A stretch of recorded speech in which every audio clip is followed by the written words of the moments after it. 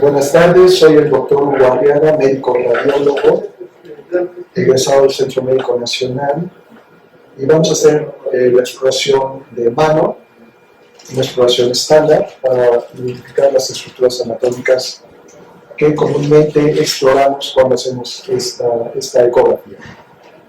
Lo recomendado siempre es explorar la zona volar como la zona dorsal, abarcando tanto los tendones extensores de la región dorsal como los flexores de la región palmar. Y nos vamos a ir distalmente para identificar las diferentes regiones anatómicas de interés de la región de los dedos y de las metacarpofalángicas. Vamos a empezar en la región palmar, y aquí tenemos a nuestra paciente en esta posición. Le ponemos abundante gel, siempre ser generosos con el gel. Bueno, entonces ponemos nuestro transductor en esta posición, muy cercana a la línea de la unión del carpo con la región palmar, y vamos a buscar nuestras referencias óseas hacia el cubital. Vamos a tener el pisiforme, que es esta zona ecogénica con una gran sombra acústica posterior. Por arriba del pisiforme vamos a tener al tendón flexor cubital, y a un lado del pisiforme vamos a encontrar al nervio cubital, y junto al nervio cubital la arteria cubital. El piso del nervio cubital va a estar formado por el retináculo de los flexores y el techo por el ligamento palmar. Aquí está el ligamento palmar.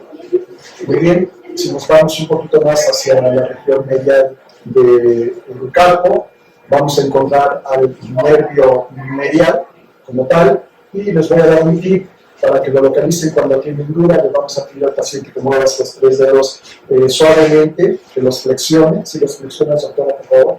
Y vamos a ver cómo el nervio mediano baila o navega por arriba de esos tendones, y cuando tienen duda, esta es una prueba que les puede ayudar. Muy bien, los puedes mantener en extensión, y vamos a medir al tendón mediano justo en esta región por debajo del retináculo. Debe de medir 0.09, que esa es la medición estándar normal. Dependiendo de la literatura que ustedes encuentren, pueden encontrarlo entre 11 y 13 como parámetro máximo normal. Sin embargo, ya en 13 pudiéramos considerar que estaría ya en un proceso de atrapamiento del nervio mediano. En algunas otras literaturas pueden encontrar que hasta 14 puede ser normal, siempre y cuando haya cambios postquirúrgicos. Pero definitivamente por arriba de 13, de 0.13, en pacientes que no están operados, podemos considerar que ya tenemos un atrapamiento del nervio mediano.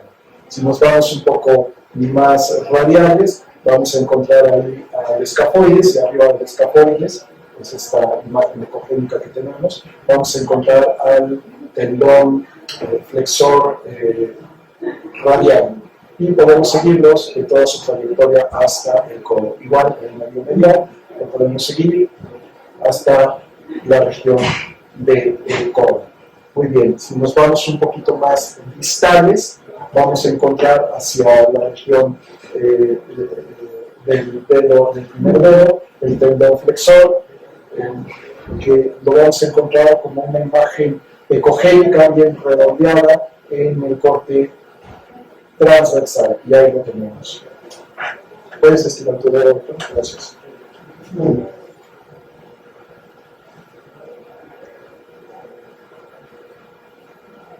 Aquí tengo anisotropía, ahí está. Finalmente lo tenía con anisotropía, y ahí lo tenemos normal. Por arriba los músculos aductores, y alrededor del tendón, por arriba los músculos, el músculo aductor, por arriba y a un lado los flexores superficiales y profundos, y esos son básicamente los hallazgos anatómicos que debemos encontrar. Si nos vamos hacia la región de las metacarpofalángicas, vamos a encontrar al tendón flexor superficial y profundo. Vamos a jugar un poquito con nuestro equipo. Ahí vamos a encontrar la división del tendón flexor superficial y profundo. Aquí lo tenemos. Aquí está el superficial y el profundo en la línea que los divide. Junto a ellos podemos encontrar la arteria digital y el nervio digital entre los músculos lumbricales. Si nos vamos tirando un poquito más distales hacia la falange proximal, vamos a observar cómo el tendón superficial flexor se va a ir yendo hacia los lados, se va a ir dividiendo, como lo vemos aquí, ya estamos en la falange proximal, se va a ir dividiendo hacia los lados y se va a ir más todavía lateral hasta llegar profundamente y se va a instalar por debajo del tendón flexor profundo. De tal suerte que cuando estemos más distales, el tendón flexor profundo se va a volver superficial y el superficial se va a volver profundo. Vamos a ver ese movimiento en tiempo real. Ahí tenemos en la falange proximal, nos vamos alejando y vamos a tener anisotropía, que es normal porque el tendón flexor va subiendo hacia una parte superficial, estamos prácticamente a la mitad de la falange proximal y vean ustedes cómo el tendón flexor superficial se va viendo más lateral hasta colocarse en la parte más profunda. Y ahí ya prácticamente lo tenemos en la región profunda, en donde se va a insertar en la diáfisis de la falange media. De ahí es donde tiene su inserción. Si seguimos la progresión del tendón flexor, vamos a ver la inserción del tendón flexor profundo hacia la cabeza de la falange distal, y esa es su inserción. Ahora vamos a verlo en longitudinal. Muy importante estudiarlo en longitudinal y hacer inclusive de movimientos dinámicos, porque aquí vamos a tener el grupo de las poleas. Las poleas las podemos clasificar en cinco grados o en 5 puntos, desde A1, A2, A3, A4 y así sucesivamente. Conforme nos vamos alejando, conforme nos vamos a las partes más distales de las falanges, se van haciendo más pequeñas y más difíciles de identificar. Hay que poner abundante gel, tener sondas de alta frecuencia, que eso nos facilita la identificación. Una vez que estamos en la articulación metacarpofalángica, vamos a encontrar a la primera polea, que es A1, es esta línea tubular hipoecoica, que encontramos justo por arriba de la articulación metacarpofalángica, y aquí podemos identificar las fibras tendinosas del tendón flexor superficial y profundo. Dependiendo del paciente, también hay pacientes que se pueden diferenciar muy bien, pero miren, aquí hay una línea divisoria muy clara en donde podemos identificar fácilmente lo que es el tendón superficial del profundo. Si nos vamos alejando hacia la porción medial, vamos a encontrar A2,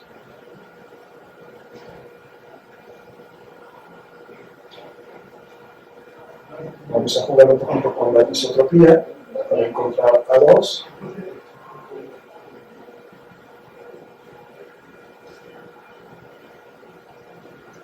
Y justo ahí la tenemos. Aquí tenemos A2 y la podemos identificar como esa banda hipoecoica, ahí la tenemos más claramente todavía. Aquí está la banda, como corre A2 sobre la porción medial del tendón en la falange proximal. Y si nos vamos alejando, vamos viendo ya la articulación interfalángica proximal, en donde vamos a encontrar A3. Por la interfalángica proximal, sí, A3. Ahí tenemos A3, se ve con mucha claridad, y conforme nos vamos alejando, vamos a ver la inserción, como les decía, el tendón flexor superficial se inserta en la diáfisis medial de la falange medial. Finalmente, y aquí está la inserción, aquí ven cómo viene el tendón, y aquí se inserta en la diáfisis de la falange medial. Ahí está muy clara la inserción. Y si nos vamos más distales, vamos a encontrar la inserción. Aquí siempre jugar con las maniobras dinámicas para ver cómo corren los tendones sobre las poleas y sobre las inserciones. Y si nos vamos más distales, vamos a llegar a la interfalángica distal, y ahí vamos a encontrar la inserción ya del tendón flexor profundo. Ahí está la inserción. Podemos hacer esta imagen y verlo en tiempo real cómo se mueve la inserción del tendón. Aquí me estoy moviendo, estoy haciendo una isotropía, pero ahí está la inserción del tendón. Si me das prisa, el doctor, con otra manita. Ahí la prisa. Vamos a revisar el factor. Y ahí tenemos la inserción del flexor profundo hacia la cabeza de la falange distal. Muy bien. Con esto acabaríamos la exploración palmar o rodal y nos vamos a ir ahora a la exploración dorsal del carpo. Aquí tenemos 6 compartimentos desde C1, en donde vamos a tener 2 tendones extensores, que va a ser el abductor largo del primer dedo y el extensor corto del primer dedo. Nos vamos hacia C2, ahí vamos a tener los carpos radiales, largo y corto, y después vamos a tener una prominencia ósea, que es el tubérculo de Lister, que nos va a ayudar para diferenciar entre el tercero, cuarto y quinto compartimento y el segundo compartimento, y más cubitalmente vamos a tener al extensor cubital del carpo. Vamos a poner a nuestro paciente en esta posición y vamos a localizar el primer compartimento, y ahí lo tenemos. Hay cierta cantidad de líquido que es normal, o sea, hay muy poca cantidad de líquido, eso se considera normal, y ahí tenemos el aductor, el largo del pulgar y el extensor corto. Si nos vamos un poquito más cubitales, o hacia la región lateral del carpo, estamos hacia el C2, donde tenemos al tendón extensor carpo radial largo y corto, y si nos vamos más hacia la región lateral del carpo o hacia la región cubital, tenemos el tubérculo de Lister, que es una prominencia ósea que ya nos ayuda mucho como referente o marcador para poder identificar correctamente todos los compartimentos de los tendones extensores. Hacia la región cubital vamos a encontrar pegadito al tubérculo de Lister el tendón el tendón extensor del primer dedo, y aquí lo tenemos, y podemos pedir al paciente que mueva el primer dedo, y ahí está el extensor, y aquí vamos a tener un punto de cruce, de intersección entre el tendón extensor largo del primer dedo y el primer compartimento. Si nos tiramos un poquito distales, vamos a ver cómo este tendón extensor del primer dedo, largo del primer dedo, se va hacia arriba del segundo compartimento, como lo estamos viendo aquí. Nos vamos hacia distal, y esa es una zona de intersección. Aquí lo tenemos, es una zona de intersección, regresamos, y es interesante e importante poder estudiar, porque aquí puede haber zona de patología, ahí está. También es importante identificar este tendón en longitudinal, porque con frecuencia este tendón se rompe, y entonces cuando esto sucede, el primer dedo puede caer, y el dedo no tiene la fuerza para poder levantar. Así que estos son criterios que puede utilizar el cirujano para operar. Y de la misma forma, aquí tenemos el primer compartimento, y si nos vamos distal unos 5 centímetros por arriba del carpo, podemos identificar cómo el primer compartimento se posiciona por arriba del segundo compartimento, como lo estamos viendo aquí. El segundo compartimento, primer compartimento. También estas zonas de intersección son importantes verlas y diagnosticarlas, porque son zonas de roce que nos pueden crear una tendinosidalitis. Regresamos nuevamente a la región medial del carpo, y ahí vamos a encontrar nuestras referencias óseas para seguir la exploración de los tendones. Nos faltaría el del dedo índice. Le vamos a pedir al paciente que levante el dedo índice. Permíteme, doctora, tantito, déjame ubicarme anatómicamente. Ahora sí, ahí lo tenemos. Ahí lo tenemos con claridad de cómo ahí se mueve. Ese es el tendón extensor del dedo índice, y por arriba del cúbito vamos a encontrar el digitimini para el tendón extensor del quinto dedo, para el dedo meñique. Ahí lo tenemos. Ahora, si nos vamos más lateralmente hacia la región del cúbito, vamos a encontrar el tendón cubital del carpo, el cual debe tener cierta cantidad de líquido que también se considera normal. Aquí hay un poco de crepitación, vamos a estudiarlo bien. Está aparentemente dentro de límites normales. Hace un ratito que lo exploré, vi como una imagen que me sugería una lesión intratendinosa, pero aparentemente fue una imagen creada por mi mano, parece que no hay nada. Y bueno, siempre es importante verlo en los dos cortes longitudinal y transversal. Si nos vamos un poquito más distales, ahí tenemos el fibrocartílago triangular. Parece que no hay nada, se ve normal, y ahí lo tenemos sobre los estiroides. Regresamos nuevamente a nuestro cuarto compartimento y vamos a cambiar nuestra angulación para hacer el corte longitudinal. Este corte es muy importante, sobre todo para los pacientes que tienen artritis reumatoide, porque justo aquí en los recesos articulares es donde más patología por el proceso inflamatorio de la artritis reumatoide es donde vamos a encontrar. Aquí tenemos el radio, tenemos el semilunar y tenemos el hueso grande. Y por arriba tenemos el espesor del cartílago articular, de los huesecillos correspondientes, nuestro tejido blando y el tendón extensor del cuarto compartimento. Si pueden mover los dedos, esto es eso, ahí lo podemos ver cómo corre. Muy bien, ahora nos vamos distal y vamos a llegar al primer dedo para ver la banda colateral del ligamento colateral cubital. Ese lo vamos a encontrar directamente ahí en la articulación metacarpofalángica y no lo vamos a poner, espérate. Vamos a encontrar una zona hipoecoica, una banda hipoecoica que es correspondiente al tendón aductor, que es esta banda hipoecoica que correría a lo largo, y por abajo, ahí está toda la banda hipoecoica, y por abajo vamos a encontrar la banda del ligamento cubital. Ahí está. Muy bien. Ahora nos vamos distales hacia las metacarpofalángicas, y aquí vamos a encontrar la caperuza, que es una banda fibrosa que le da estabilidad al tendón extensor a nivel de las metacarpianas. Esta caperuza, si doblas tantito el puño, no, cierra tantito los dedos, un poquito más, ahí. Esta caperuza, estas bandas fibrosas, estas bandas sagitales, rodean al hueso hasta la región molar y son las que le dan estabilidad al tendón. Ahí lo tenemos, ya te lo vas a sacar, quédate, eso ahí. Ya tenemos el tendón extensor, cómo se posiciona sobre estas bandas fibrosas y son las que le dan estabilidad. Cuando se rompe una de las bandas, el tendón se retrae justo al lado contralateral del desgarro y clínicamente vamos a ver la bolita que se va para un lado o para el otro.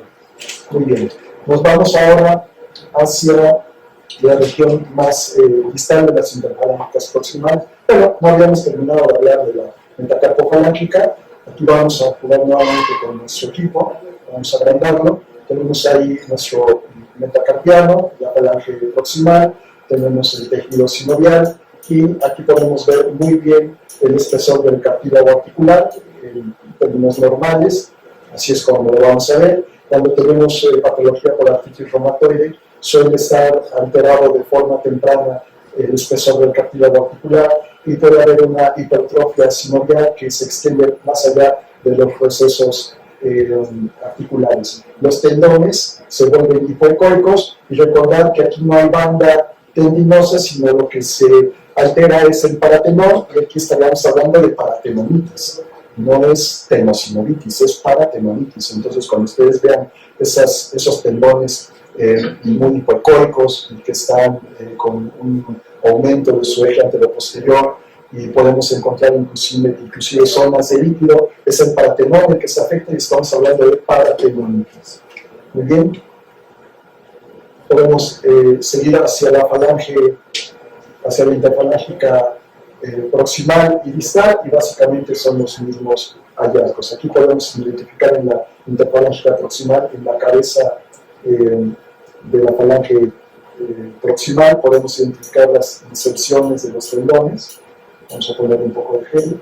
Tengo algo de misotropía que explicar. Ahí está la inserción del tendón extensor en la cabeza. Si nos vamos distales, vamos a encontrar la otra inserción ahí sobre la cabeza de la falange. Ahí la tenemos. Muy bien, vamos a revisarnos un poquito para ver la otra inserción. Y esta es en la falange proximal. Ahí la tenemos, ahí está la inserción. Muy bien, pues esto básicamente sería la exploración de la mano. Espero que les haya ayudado.